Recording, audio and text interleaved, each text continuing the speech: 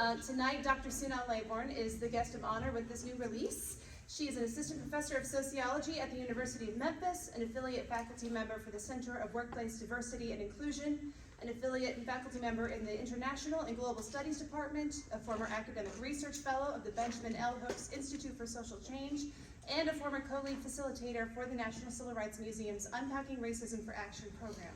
She received her PhD in sociology from the University of Maryland. Her research examines racialization processes, racial and ethnic identity formation in Asian America. Her work has been published in Social Problems, Sociology of Race and Ethnicity, Ethnic and Racial Studies, and Asian Pacific American Law Journal, among many others. Please join me in making her feel very welcome here tonight.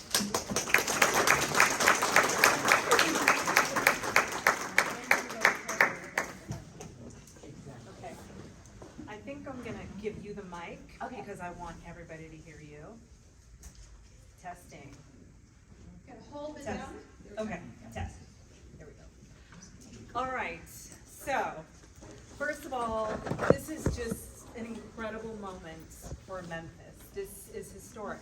We know that you have paved so many ways for people of Asian descent in this community.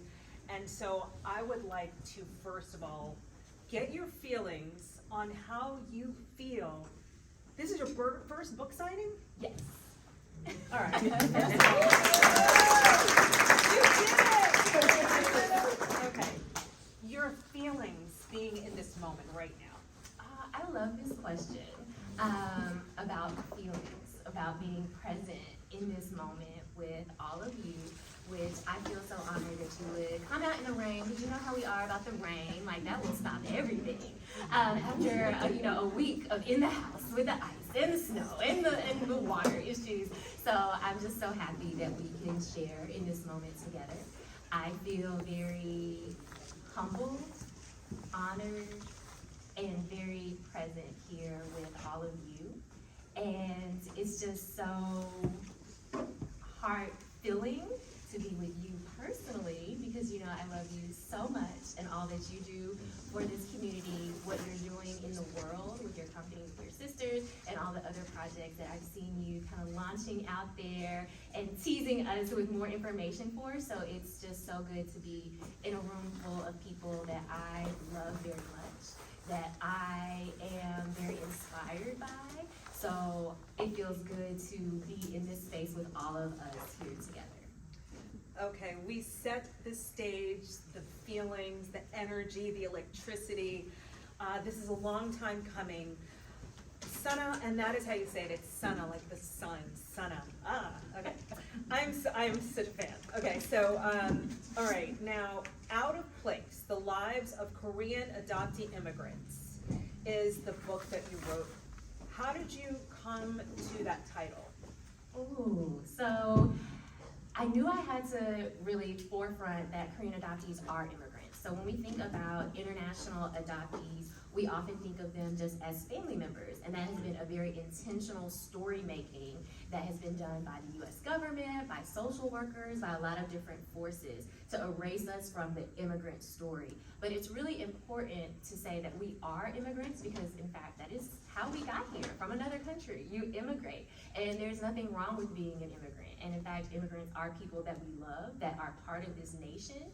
And I think that framing is really important, particularly in these contemporary times where we have a lot of anti-immigrant attitudes. And so to reframe what it means to be an immigrant and to expand how we think of who immigrants are, which immigrants are our family members, are our friends, are our neighbors, whether they are, have legal documentation or not. And so that was really important. And then the other piece, the out of place. When I think about how I felt a lot of times as a Korean adoptee and what the Korean adoptees I spoke with, how they saw themselves as feeling out of place, because people were telling them all the time that, wait a minute, there's something different about you. You don't belong here. Why are you in this family? Why are you in this city? Why are you in this country? And so that feeling of out of place. But for the adoptees that I spoke with, and even when I think about my own experiences, while other people may have positioned us as being out of place, we create place and space together with one another. That's what community building is all about. And it happens for adoptees, but it happens for all of us as well. And so it is this kind of glimpse into, okay, we may have felt out of place at times, and other people might tell us we're out of place, but we actually have a space and a place. And in this book, I bring you into that story of the spaces and places of belonging that we've created. Now, there are more than 150,000 adoptees since the 1950s from Korea, and this is South Korea. Correct. And so your journey took you from South Korea to Memphis. Can you explain your experience here and what led you to decide that you wanted to go back and find your roots? Mm-hmm. Yeah. So, you know, when I think about my experiences here in Memphis, which is a city that I claim and love, but also feeling many times like I was out of place, right? So we have our history defined as being a very black-white city, which we are, but we also have an Asian American history that we often overlook or aren't familiar with. And even for me, as an Asian American growing up here in Memphis, I wasn't familiar with that history, right? Because it's not really part of the story we tell about ourselves to ourselves. So for me, feeling, you know, out of place, but also wondering, what about people like me, right? There has to be someone like me somewhere. What do those communities look like, both Asian American, both adoptee communities, both Korean adoptee specific communities? And so that really led me to want to go back to Korea and to explore, you know, the place that I was born. And, you know, big kudos to the University of Memphis, where I went to undergrad, for having a study abroad program and for having such a great, you know, faculty and staff there to really foster those connections and really make it seem easy to go to another country and explore. And so that was my first trip back home, was as a study abroad student at the University of Memphis. When did you know that you had to put this in writing? And I talked with you about this because SunAh grew up in Raleigh to a white family, is South Korean, and is an AKA. The Alpha Kappa Alpha sorority, which was actually founded at my school, Howard University. And so it's a traditionally an African American sorority. And so what's beautiful about SunAh is SunAh makes places. There is out of place, but I want to talk with you about how you have been able to maneuver this, make your place, and when you said, I have to put this in writing for others. Mm-hmm. You know, it's no secret that I love books, that I am an avid reader. The radio show Let's Grab Coffee on WYXR, where I interview authors. And for me, as a young girl, you know, growing up in Raleigh and being so curious about, okay, what is the world beyond my neighborhood? And the library was that place to explore. And so I'm a curious little girl, and I'm like, where do we go if you're curious and you want to learn? You go to the library. And I'm looking for books about adoptees, about Korean adoptees, and there was nothing. And I don't know if you've ever been looking for something that you felt was just so important and you needed to have it only to not find it. Or to go to the place where you're like, this is my place. This is my place of exploration, of play, and to find nothing. And so for me, the library was a place where whatever I could dream or imagine, there was a book there. But when it came to me, there was nothing. And so this book, as you mentioned, it has been a lifetime in the making, because I was determined that no one else would feel that feeling of looking and searching and not finding anything. You know, and of course now we have podcasts, we have blogs, we have all this other media, but there is something, particularly as a book lover and a book nerd, about seeing it in a book, right? There's something about, like, this makes it real, in a real, tangible way. And so it was part of that determination to write myself and write other people like me into existence. This is a book in your hand. We are here, we are real. You cannot tell me otherwise. Yes, I hear you, I heard, yes. So we are going to have a Q&A coming up here shortly. So I just want you to get your thoughts about what you'd like to ask Dr. Laybourn. talk to me about your name and finding your name again, and then we'll go deeper into the book. Okay, yeah. So depending upon how long you've known me or how you know me, you may know me by another name or remember another name. And SunAh is my birth name. So that's the name that's on my adoption paperwork. But when I was adopted, as is the case with a lot of adoptees, your adopted family changes your name, right? Names have meaning. They define where we are, who we belong to, where we're from. And so it makes a lot of sense that you have this child, that's your child, you want to give them a name that indicates that's mine, like that's my baby, right? But yet I'm also someone else's baby too. And so that name, SunAh, as written in my adoption paperwork, I had known that was my birth name, but it wasn't until I started exploring my heritage more, getting connected with other Korean adoptees, where it became more important for me to reclaim what has always been mine, what has been my birthright. I do believe that names set you on a course, on a direction, on a trajectory.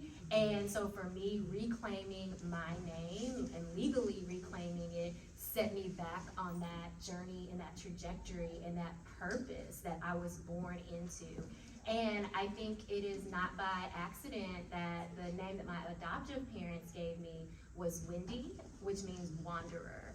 And so for me, in reclaiming my birth name, it was that wandering, that searching has come to an end, and we're now back on the track for which that I was born for. Okay, yes, this is beautiful. So the Korean War is something that I read about in books, but until I met you and you laid it out for me, the impact and the trauma that this brought to so many lives. Can you talk about your place in the Korean War? And I mean, that's what brought you to Memphis. Yeah, absolutely. So when we think about the Korean War, and you might think of it as having occurred from 1950 to 1953, which is what our history books would tell us. But the Korean War is still an ongoing war, right? It never ended. And when we think about the Korean Peninsula and the quote-unquote end, right, of that war happening with the peninsula being separated into what we now know as North and South Korea, there are still people who are still looking for family members, right? And so that is also a part of what it means to be Korean or Korean American, is that separation, that's still looking for family members, that's still being separated from different family members, where you know that they're just across this demarcated zone, right, this demilitarized zone. And so for Korean adoptees, Korean adoption started after the Korean War, and that was a process that continues to happen now. And in fact, it was Korean adoption that set the standard, that institutionalized international adoption to the US. There was no institutionalized adoption program prior to the Korean War. All right, let's get to the book and then our Q&A. So what were your thoughts when you were thinking about how am I going to lay this out to explain my story and the broader picture? There's so many key things across adoptees' experiences. So yes, I am a Korean adoptee, but this book is not about me, but it is about me, right? Because there are shared pattern experiences of folks who are adopted transnationally, who are Korean and adopted transnationally and transracially. And so I was thinking about what are the different themes that arise. And so we talk about, how do we find our sense of self? Through our family, right? Through where we're from, through where we are. And so I just thought about, okay, where are those key pieces of belonging, both the places where adoptees feel like they're out of place, but also the places where they feel like, okay, here is how I'm staking claims of belonging. And so I structured it in thinking about how do Korean adoptees feel within their families, within the media, within these stories about immigration, and then bringing forward the voices of the adoptees that I spoke with. Oh, and so when you look at the fact that people are going to start opening up this book, what are some of the important themes that you're hoping that people can get? Because my life has changed just knowing you and you're so vocal. And if you can, before you explain that, talk about the observance that you created in Memphis that created history. Yeah. So Asian American and Pacific Islander Heritage Month, a nationally recognized Heritage Month.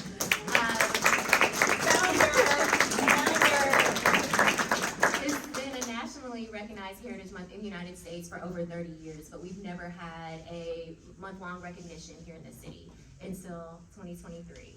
And it was just so important for me as a person who deeply loves our city and who is really invested in how do we make our city a place where we all thrive, where we all feel like we belong, and we can't do that if we don't know each other. And so I talked about earlier how, Memphis is a very black-white city, that is our history, but there's also other pieces of history that we're just not aware of. And so when we think about our future, if Asian Americans aren't a part of our past, then they can't be a part of our present, and they certainly can't be in our imagination of the future.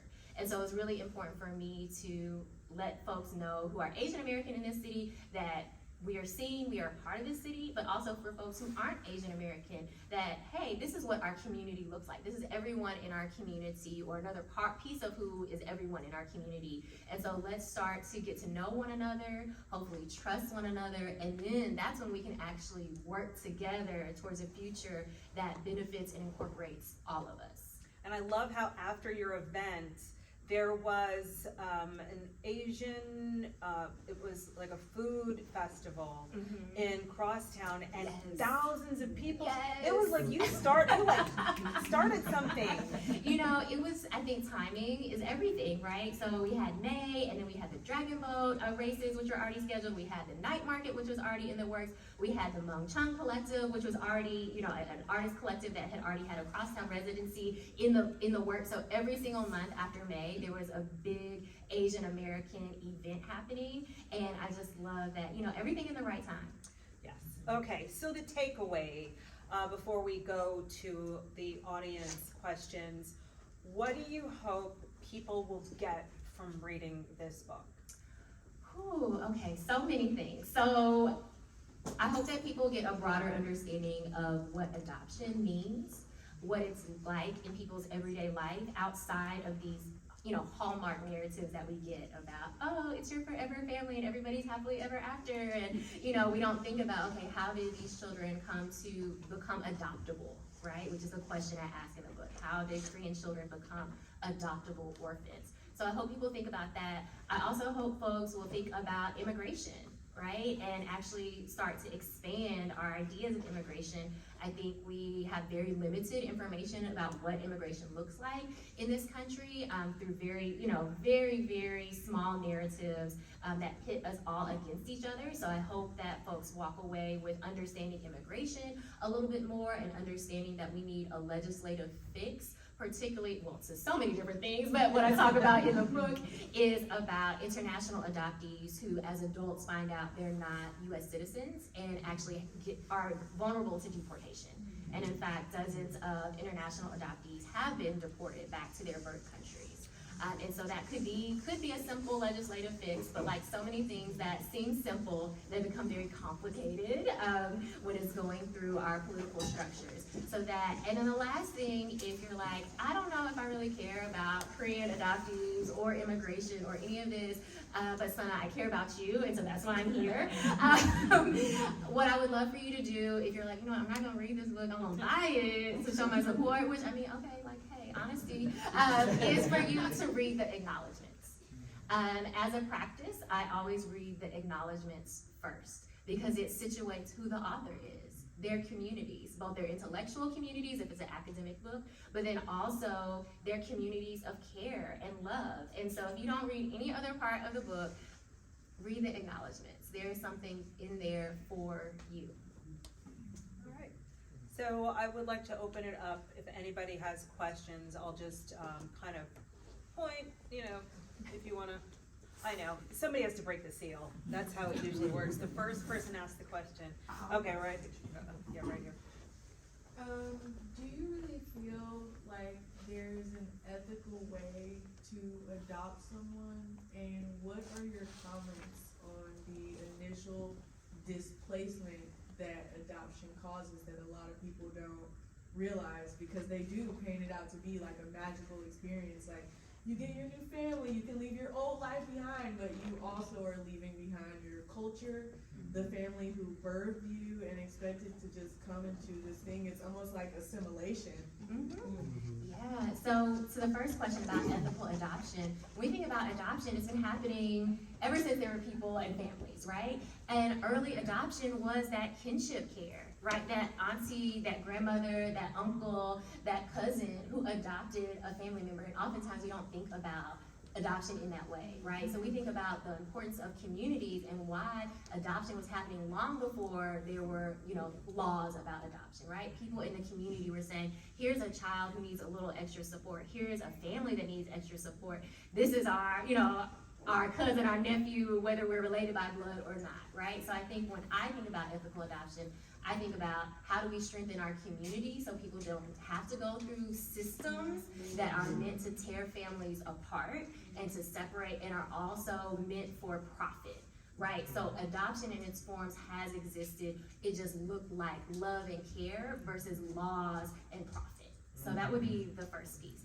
The second piece to, what about that? What about adoption itself? So in the United States, when we think about domestic adoption, we know that it is very much a racist, classist project that is happening to separate families from one another, right? When we think about international adoption, very similar, but on an international scale. That's why the first reaction people have when there's a natural disaster or a war is, let's adopt these children, versus how do we stop what's happening in the first place so that children don't have to be adoptable. Whoa. Wow, did you write a book? Molly, you had a question? I have two questions. How does your adoptive family feel about this project and you reclaiming your birth name? Versus, I do love Wendy, the Wanderer, but SunAh fits you. And then secondly, when you wandered to Korea, did you find relatives, and do you have a relationship with them? So let me answer the second one first. So when I've been to Korea 4 times. I have done a birth search, actually 3 times, because I am a glutton for punishment, apparently, to let you know how this is going. So the short answer is no, I have not found or been reunited with any biological family. So that's the very short answer to that question. The first question, because we know each other, I very much welcome your question. More broadly, adoptees are always asked these questions about, what does your adoptive family think, right? And that is often the first place that people go. How does your family feel? Are they okay with what you're doing? And if they're not, then again, it's like something's wrong with you. Why aren't you, right? And so say, we know each other, so it's perfectly fine. But just for other folks to know, like, that's often how adoptees are made to feel, that if you haven't considered your adoptive family's feelings, then whatever you're doing is wrong, right? And that their feelings matter the most, which is what I talk about in the book a little bit too, about adoptees get to have desire, we get to have wants, we get to make decisions that are for us without considering how our adoptive families might feel. In terms of the book, how does my family feel? Well,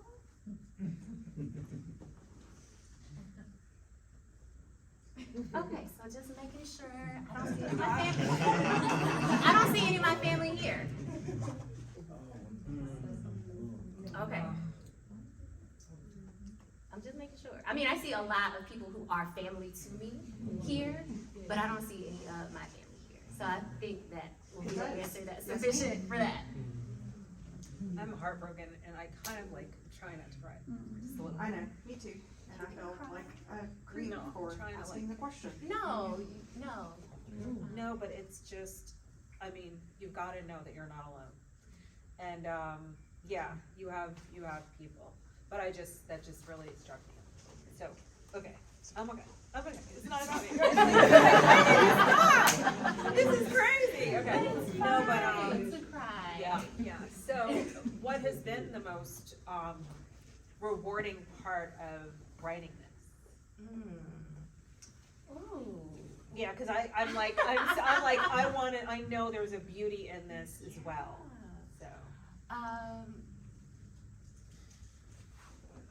To go back to think about what I said about writing myself into existence.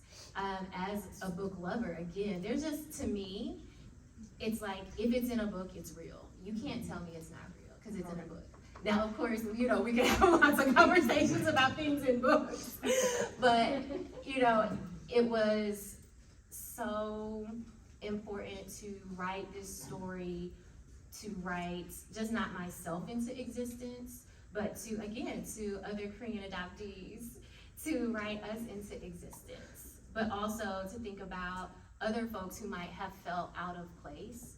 And like you said, like, we have a space and place, and it is here with people who love us.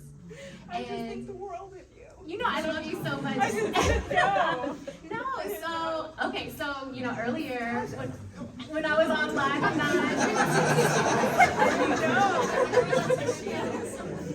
Aren't you glad I took your picture? No, I love this, and I love that you this is love. I love Kontji so much.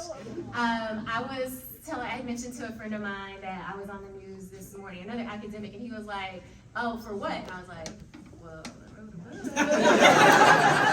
But he was like, "Well, I often find that reporters, they want you to come and talk about whatever it is they want you to come and talk about, but when you have your thing, like your book, they're like, that doesn't really fit into what our agenda." And I was like, I totally get that. I was like, a big part of why I was on Live at 9 is because I know Kontji, the person who that's her show, and I was trying to explain how we know each other, and I was like, my lover, and I was like, that was the first thing that came out, and so I'm like, I love that was the first way that I wanted to describe you, because I love you so much, and we have friends, we have colleagues, we have acquaintances, we have all these, different words to define our relationship, but, our relationship is that I love you so much. I love who you are.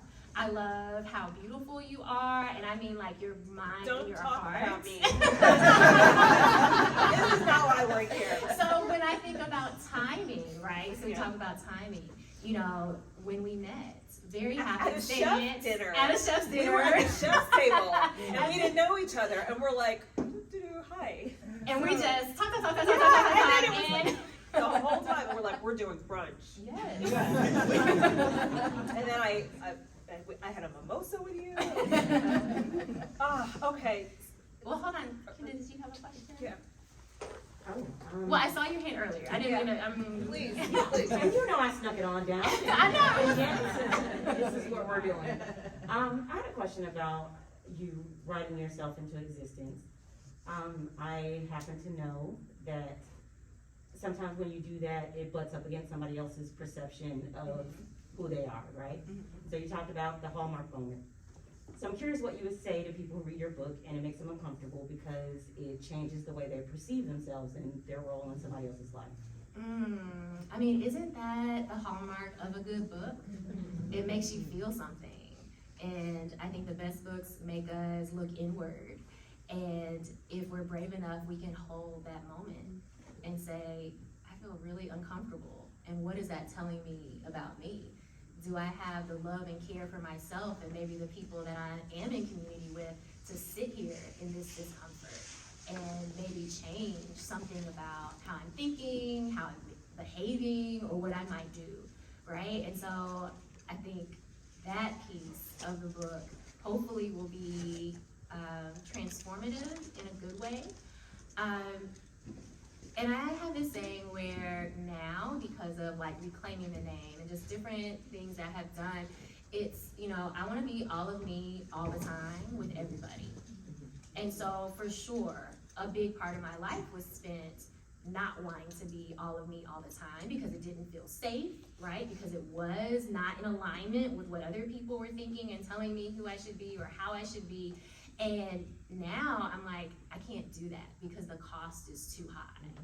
And so if me being all of me all the time with you makes you uncomfortable, I hope that people would take the time to, again, interrogate and say, where is this discomfort coming from? And do I have enough care for myself and for the person I'm in relationship with to actually sit with that discomfort. Kind of piggyback on that question, was there a part of the book that you weren't as excited about writing about and was hesitant to kind of relive and put it to pen to paper? Ooh, you know, the piece about the book that I was hesitant to write was actually some controversial, you know, unpopular opinions within the adoptee community. And you know, it's kind of like that idea of like, you don't want to air your dirty laundry, like this family business is not for everybody else. But at the same time, this book is family business, and it should get into the hands of both people who are part of the family, here thinking about adoptees, as well as other folks. And so there was a moment where I thought about censoring that because I didn't want other folks to know our dirty secrets as adoptees, right? And I said that's gonna do a disservice to what the book is about and to our community. And so that really is the only thing about, like, do I want to say the unpopular adoptee opinions and write them into the book, or do I want to say what other people have already said? And I think if I wanted to say what other people had already said, then I didn't have to write a book. You could go read their book. Dominic? So I was just curious if in the book you address how maybe some of the people in the book showed up as parents, being, you know, those that adopt, how they show up as far as like, you know, for their kids, or even reparenting themselves and trying to give back to themselves what they didn't have growing up. So I don't talk about adoptees as parents and their practices or how they're thinking about themselves differently, which is very much a part of the adoptee experience for folks who do have children. But a lot of it is about that reparenting, right? And giving ourselves what our parents could not give us because it was just out of their mind, like, right? It wasn't in their realm of consciousness to do. And that's a big part of what the adoptee community is really re-socializing ourselves, right? Into Korean culture, even into community with other adoptees, and giving ourselves those things that we didn't get when we were growing up. What has changed in your life since you put the words on, you know, in print? That's a good question. I will say, you know, there was a point when I was writing the book and revising it, and, you know, like, a book is never done. Like, there is a book in your hand, but the ideas are still always continuing. And I'm sure there'll be something in the book that, you know, a year from now, 2 years from now, a month from now, I'm like, oh, I feel completely differently about that, or I'm thinking differently about that. And I think sometimes, because maybe I'm a perfectionist, because maybe I'm a little nervous to have so much of me out here in the world, in your hands, that I wanted to continue writing. And at a certain point, I really had to tell myself, like, it has to, like, you have to stop. But also, if it's true that this book is about purpose and about, you know, what it's supposed to do in the world, then it has to go out into the world. And I think, you know, when I think about purpose, it's personal, but it's not private, right? Like, it's very personal to us, but it cannot be private. Purpose is always about public. It's always about somebody other than you. And so if you continue to hold it inside, you're being selfish with what it was. And so then the question is it really purpose or is it ego? And so I think that is what has changed, is to know very deeply rooted that this book had to come into this world. It happened to come through me, but it could have come through someone else because it had to exist, and to just usher it into the world, and it will do what it needs to do for who it needs to do it for. So, you know, I was with you the other day and I talked about the intro to the book. You know, we have a sense of memory once we get to a certain age, right? How did you feel about going back as and asking about the younger years that you couldn't remember? And how did it help you dig more into the meat of what you delivered in the book? Yeah, I love this question because memory is so important, right? It's those stories we tell about ourselves to ourselves that help us establish who we are in this world. You probably have an anecdote about you as a kid that you'll offer up to explain who you are now, right? And so that idea of family memories is so key. And I don't even remember the first time my dad told me the story that the book opens with, but I think it also gave me an opportunity to hear a little bit more about, like, what he was thinking. and how he was making sense of me being in his life as well. Okay, so maybe you talk about this in the book, but to the adoptee or the one who's trying to find their way back home internally, right? What would you say to them now that you've had these reflections and you've been able to go through it?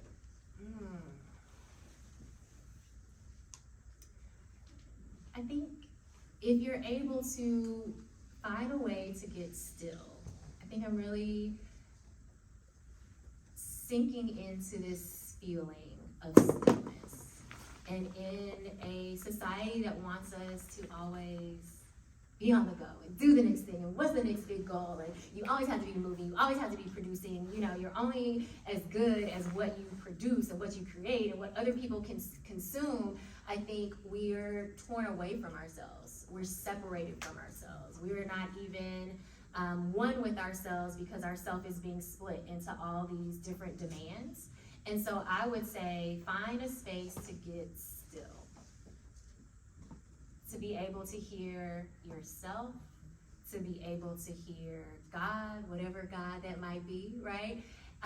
To get still, because when we think about going home, it's already here, and we're finding our way back here all the time.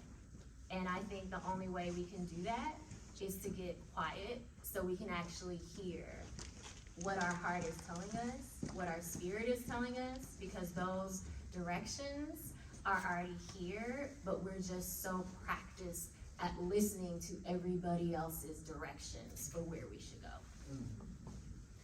So you're gonna be signing, there's a question though, so, and SunAh's gonna be signing her book all over there, and I would suggest that you take a picture and use the hashtag out of place, if that's okay. Yeah, hashtag out of place, because we need for other people to see this, and that's the best way to do this, if you, yeah, if you're not, yeah, okay. Sorry, there was a question, yes, two, okay, you meant. I just wanted to say that as an immigrant, so much of what you say really connects for me as well. I've also been on that journey of like trying to fit in, not fitting in, and then being just like, I'm just gonna do me. So thank you for that. It's such a gift. Your book is such a gift in so many ways. I wanted to ask you about who helped you, because I know that through this book you will be a mentor to so many. But I'm just curious, on your journey, were there grown-ups in your life that you felt especially supported in, and then your work as well? So as I write in the acknowledgments, my dad has been my biggest supporter and cheerleader in my life, and it is because of him that I have all of the delusional beliefs that I have in myself. And I think there is something to be said for being loved in a way where you know, even if you fail, or even when you fail, that you will have a soft place to land. And that has been able to give me the audacity to try things. And that's such a gift. As far as other folks who really were important to my adoptee journey, I have to say Adoption Links DC, which is a Korean adoptee group in the DC area that really helped show me what it meant to be in community with other adoptees, because I had no idea. And so Adoption Links DC, but then also more broadly, there's the Korean American Adoptee Adoptive Family Network, which is a national organization that I've been a part of. And again, like finding other people where it's like, it's okay to have felt this way. It's okay to have, you know, had these questions, to have this anger, to have this grief, to have this joy. Like, it's okay, like this is normal.